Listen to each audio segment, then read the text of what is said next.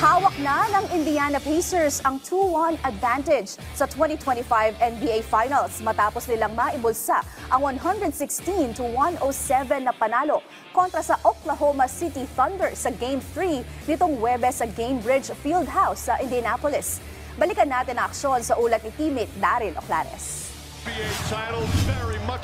Sa unang pagkakataon mula noong taong 2000, nakatikim muli ang Indiana Pacers ng matamis na home court victory sa NBA Finals. Ito ay matapos na makuha ng Pacers ang 116-107 na panalo sa Game 3 ng 2025 NBA Finals para mapasakamay ang 2-1 advantage kontra sa Oklahoma City Thunder nito lamang Huwebes sa Gainbridge Fieldhouse. Magandang bungad ng Game 3 para sa OKC na agad nakapagtala ng 8 puntos na kalamangan sa pagtatapos ng opening quarter. Pero biglang uminit ang Indiana at nagpakawala ng 40 points sa second quarter dahil na rin sa pagpapakitang gilas ng kanilang mga bench players na sina Benedict Mathurin at TJ McConnell.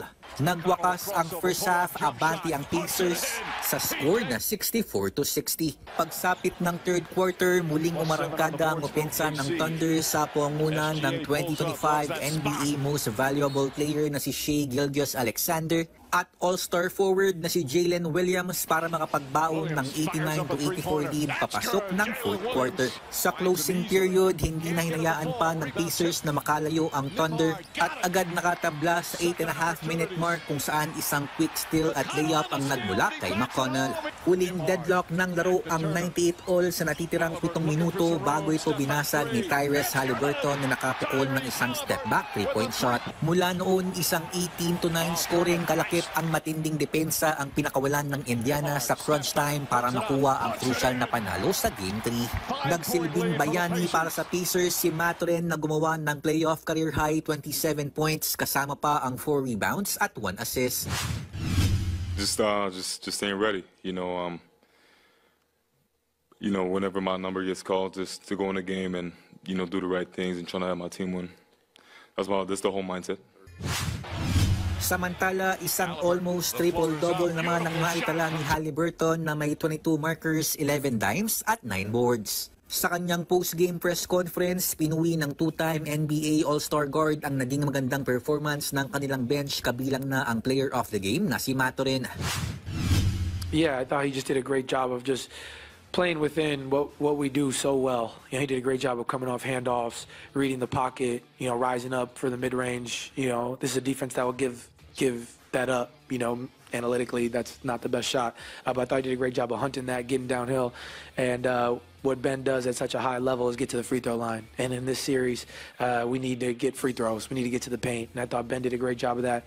Our bigs were great, Miles and Obi and Pascal, of setting solid screens to allow us to really get in the pocket and make reads. And I thought he was unbelievable. I thought he did a great job in transition as well, forcing the issue.